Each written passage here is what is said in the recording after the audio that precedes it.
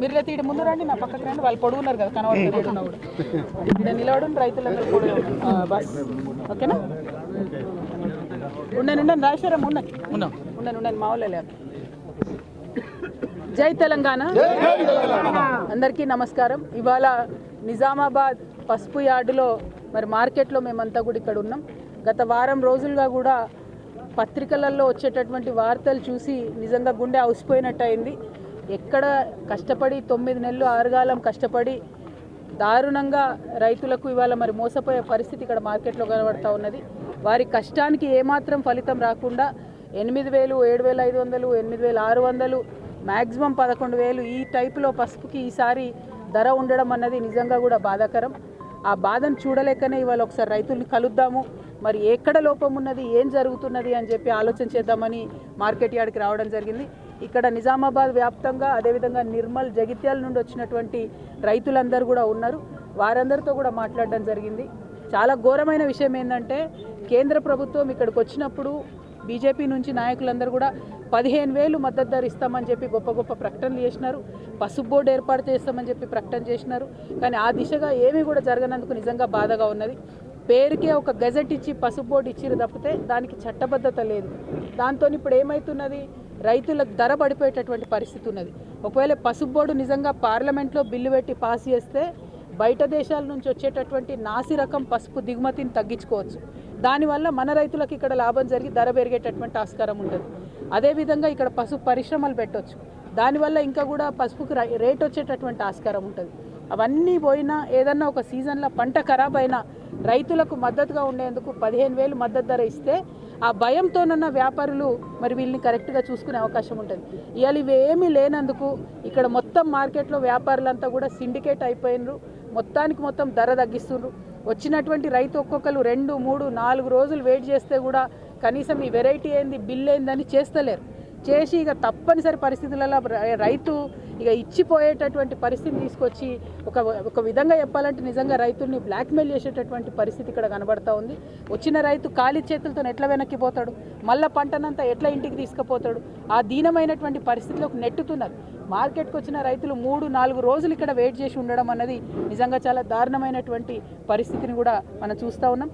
ఏ variety పసుపు అయినా, ఎంత మంచి వెరైటీ పసుపు అయినా కూడా దాని ధరను తగ్గించేటటువంటి ప్రయత్నం మరి ఇక్కడ ఉన్నటువంటి వారందరూ కూడా చేస్తున్నారు. అది వ్యాపారవేత్తలు కావచ్చు, ప్రభుత్వం మెయిన్గా పట్టించుకోకపోవడంతో ఈ పరిస్థితి వస్తుందని నేను భావిస్తూ ఉన్నా.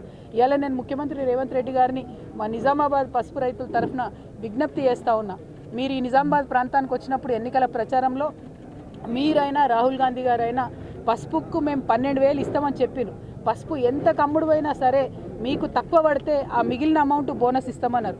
మరి ఇవాళ ఇక్కడ చాలామంది మాట్లాడినారు, 8,000 కమ్ముడు పోయింది, 7,500 కమ్ముడు పోయింది, 10,000 కమ్ముడు పోయింది. ఆ మిగతా అమౌంట్ ఏదైతే ఉంటుందో మీరు బోనస్ ఇవ్వాలని చెప్పి నేను డిమాండ్ చేస్తూ ఉన్నా. ఒకవేళ 9,000 పసుపు పోతే మీరు 3,000 రైతుకు బోనస్ కట్టిండి. ఎందుకంటే లెక్కలు ఉంటాయి, పేర్లు ఉంటాయి, ట్యాగ్ ఉంటుంది, బిల్లు ఉంటుంది, మోసం జరిగే ఆస్కారం ఉండదు, మీ దగ్గర డేటా లేదనేటటువంటి పరిస్థితి ఉండదు. వచ్చిన ప్రతి రైతు కూడా మార్కెట్ యార్డుకు రికార్డ్ అవుతుంది. కాబట్టి పసుపు రైతులకు బోనస్ ఇవ్వాల్సిందిగా రాష్ట్ర ప్రభుత్వాన్ని నేను డిమాండ్ చేస్తూ ఉన్నా. కేంద్ర ప్రభుత్వాన్ని మీద 15,000 మద్దతు ధరకై పోరాటం కొనసాగుతుంది. పసుపు బోర్డుకు చట్టబద్ధత రావాలనే విషయం కొనసాగుతుంది. దిగుమతులు తగ్గాలనే విషయం కూడా కొనసాగుతుంది. ఆ పోరాటం జరుగుతూనే ఉంటుంది. కానీ ఈ సీజన్లో ఇప్పుడు పసుపు పండించి మరి దీన స్థితిలో ఉన్నటువంటి పసుపు రైతులకు ఏదైతే తక్కువైందో అమౌంట్ దాన్ని ఖచ్చితంగా ఇచ్చే విధంగా రాష్ట్ర ప్రభుత్వం ముందుకు రావాలని చెప్పి నేను డిమాండ్ చేస్తూ ఉన్నా. మేము ఖచ్చితంగా రైతులకు కూడా పిలిపిస్తూ ఉన్నాం. ఈ రాష్ట్ర ప్రభుత్వం మొద్దు నిద్రపోతున్నది. ఇక్కడ వ్యాపారులంతా సిండికేట్ అయి రైతుల్ని మోసం చేస్తుంటే చూసుకుంటూ కూర్చున్నారు తప్పితే రేట్ను పెంచే పరిస్థితి లేదు. మళ్ళీ శివరాత్రి దాటిపోతే మహారాష్ట్ర నుంచి ఇంకా పసుపు వస్తుందని చెప్తున్నారు. మహారాష్ట్ర నుంచి కూడా పసుపు మన మార్కెట్కి వస్తే ఇక మొత్తానికి మొత్తం మన తెలంగాణ పసుపు రైతులు ధర కంప్లీట్గా తగ్గిపోయి ఆగమయ్యే పరిస్థితి ఉంటుంది. కాబట్టి నేను రైతులందరినీ కూడా కోరుకుంటా ఉన్నాను, వేడుకుంటా ఉన్నాను. ఇక పోరాటం చేసేటటువంటి సమయం ఆసన్నమైంది. మనం 1వ తారీఖు, 2వ తారీఖు, 3వ తారీఖు మనందరం అనుకొని ఒకరోజు కలెక్టరేట్ దిగ్బంధనం పెడదాం. ఆ లోపల కనుక ప్రభుత్వం దిగి రాకపోతే ఖచ్చితంగా మా నిజామాబాద్ జిల్లా కలెక్టరేట్ని ముట్టడిస్తాం.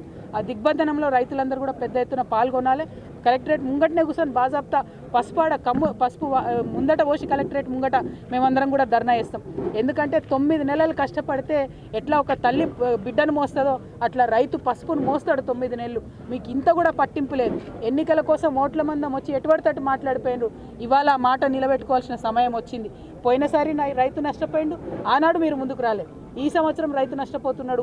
ఇప్పటికన్నా మీరు ముందుకు రావాల్సిందిగా నేను రేవంత్ రెడ్డి గారిని డిమాండ్ చేస్తున్నా.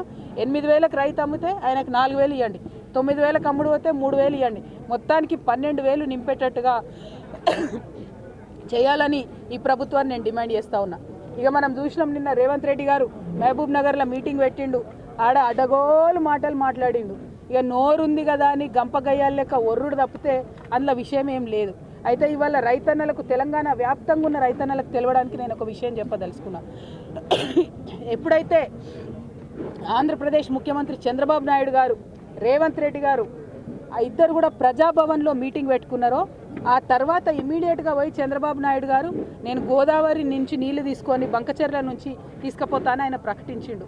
నాకు అర్థమవుతున్నది ఏంటంటే ఇది ప్రజలందరూ కూడా నిశితంగా గమనించాలి.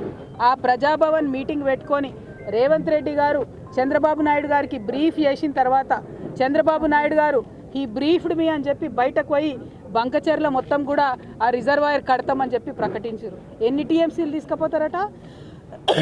గోదావరి నదికెళ్ళి 199 అంటే దాదాపు 200 టీఎంసీలు గోదావరి నదికి వెళ్ళి తీసుకుపోయి అది కృష్ణా బేసిన్కి ఇస్తారట, పెన్నా బేసిన్కి ఇస్తారట. అంటే ఆంధ్రాలో ఉన్న మొత్తం అన్ని ప్రాజెక్టులకు వాళ్ళు నీళ్ళు ఇచ్చుకుంటారు. మన దగ్గర గోదావరిలోకి వెళ్ళి 200 టీఎంసీలు ఎత్తుకపోతుంటే ఈ అవగాహన లేని మూర్ఖపు ముఖ్యమంత్రి చూసుకుంటా నిలబడ్డాడు. ఎందుకంటే ఈయన జుట్టు మరి బ్యాగ్తో దొరికిండు కదా, ఈయన జుట్టు చంద్రబాబు చేతిలో ఉన్నది, ఆ చంద్రబాబు జుట్టు మోడీ చేతిలో ఉన్నది. కాబట్టి వాళ్ళు ఎట్లా చెప్తే అట్లా చేసుడు తప్పితే తెలంగాణ రైతుల గురించి ఆలోచన లేదు, తెలంగాణ నీళ్ళ గురించి ఆలోచన లేదు. ఇది దారుణమైన విషయం. నేను ముఖ్యమంత్రి గారిని సవాల్ చేస్తూ ఉన్నా, నిజంగా మీరు తెలంగాణ హితం కోరేటటువంటి ముఖ్యమంత్రి అయితే ఎందుకు ఉత్తరం రాస్తలేవు కేంద్రానికి? రాయొచ్చు కదా మోడీ గారికి, మేము ఒప్పుకోం మీ ప్రాజెక్టు చంద్రబాబు ప్రతిపాదనని, కోర్టులో కేసు వేయొచ్చు కదా, ఎందుకు వేస్తలేవు? కేసీఆర్ గారు ఆనాడు రాయలసీమ ప్రాజెక్టు కడితే స్వయంగా తనే పోయి ప్రధానమంత్రికి కంప్లైంట్ చేసిండ్రు, ఉత్తరం రాసిండ్రు, గ్రీన్ ట్రిబ్యునల్ కేసు వేసిండ్రు, స్టే తీసుకొని వచ్చిండ్రు. ఎస్ఎల్బీసీ రైట్ కెనాల్ విస్తరణ చేస్తే ఆనాడు కూడా ఉత్తరం రాసిరు, దాన్ని వ్యతిరేకించారు. నాగార్జున సాగర్ రైట్ కెనాల్ విస్తరణ చేపడితే ఆనాడు కూడా దాన్ని వ్యతిరేకించి ఉత్తరం రాసిరు. పోతిరెడ్డిపాడు హెడ్ రెగ్యులేటర్ విస్తరణ చేపడితే ఆనాడు కూడా దాన్ని వ్యతిరేకించి ఉత్తరం రాసిరు, ప్రధానమంత్రి దగ్గర పోయిండ్రు. మరి నువ్వెందుకు పోతలేవు చంద్రబాబు నాయుడుకు వ్యతిరేకంగా? నీకు తెలంగాణ రైతుల కంటే ఎక్కువ ప్రేమ చంద్రబాబు నాయుడు మీద ఉన్నదా? గురుదక్షిణ చెల్లించుకుంటున్నారా? మా తెలంగాణ రైతుల ఉసురు తీసి మా కృష్ణా గోదావరి జలాల్లో వాటాను తీసి చంద్రబాబు నాయుడుకు మీరు గురుదక్షిణ చెల్లించుకుంటున్నారా అని ఇవాళ రేవంత్ రెడ్డి గారిని నేను ప్రశ్నిస్తూ ఉన్నాను. మీరు కనుక చిత్తశుద్ధి ఉంటే, తెలంగాణ ముఖ్యమంత్రి మీరు నిజంగా ఈ రైతుల మంచిని కోరుకుంటే ఇమీడియట్గా కేంద్ర ప్రభుత్వానికి లెటర్ రాయాలి. ఆ 200 టీఎంసీల నీళ్లు తీసుకుపోవడానికి ఒప్పుకోము. ఎట్ ఎనీ కాస్ట్ తెలంగాణ రైతాంగం అంతా కూడా మీ మీద ఉద్యమం చేస్తుంది. మీ చిత్తశుద్ధిని, మీ నిజాయితీని నిరూపించుకోవాలంటే ఇమీడియట్గా మీరు కేంద్రానికి కంప్లైంట్ చేయండి, అవసరమైతే కోర్టుకు పోండి, ఆ ప్రాజెక్టులను ఆపండి. ఇక్కడ తక్షణ సమస్య మా నిజామాబాద్ పసుపు రైతుల సమస్య. మళ్ళీ ఒకసారి మేము ముఖ్యమంత్రి గారికి హెచ్చరిక చేస్తూ ఉన్నాం, మేము 1వ తారీఖు మార్చి వరకు సమయం ఇస్తాం, అంటే దాదాపు ఒక వారం ఉన్నది. అంత లోపల మీరు చెప్పినట్టే మేమేం కొత్తగా అడుగుతలేం, మీరే చెప్పినారు ఎంతకన్నా అమ్ముడు అని పసుపు 12,000 నింపుతాం రైతులకు అన్నారు. ఇవాళ 8,000 అమ్ముడు పోతే 4,000 ఇవ్వండి, 9,000 అమ్ముడు పోయిన రైతుకు 3,000 ఇవ్వండి, 11,000 పసుపు అమ్ముడు పోతే వాళ్ళకు 1,000 యాడ్ చేయండి. ఏం చేస్తారో చేయండి, కానీ 12,000 మనకు రైతులకు వర్కౌట్ అయ్యేటట్టుగా బోనస్ ప్రకటించాలని డిమాండ్ చేస్తున్నాం. లేదంటే మాత్రం మార్చి 1వ తారీఖు నాడు పెద్ద ఎత్తున భారీగా కలెక్టరేట్ ముంగట రైతులందరం కూడా కలిసి మరి ధర్నా చేస్తామని చెప్పి తెలియజేస్తా ఉన్నాను. రైతులను ఆదుకోవాలని కూడా ప్రభుత్వాన్ని డిమాండ్ చేస్తున్నాను. Thank you. జై తెలంగాణ, జై తెలంగాణ. రైతు లేనిదే పసుపుకు వెంటనే